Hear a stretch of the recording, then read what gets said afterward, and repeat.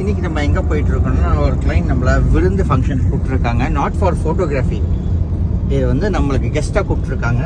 அவங்க வெட்டிங் ரிசப்ஷனை நம்ம பெஸ்ட்டாக பண்ணது ரொம்ப இம்ப்ரெஸ் ஆகிட்டு அவங்க நீங்கள் கண்டிப்பாக வந்தாகணும் சார்னு சொல்லி கூப்பிட்ருக்காங்க. ஸோ தட் நம்ம இப்போ அதுக்கு தான் போயிட்டுருக்கோம். அப்படியே ஃபாலோ பண்ணி பாருங்கள்.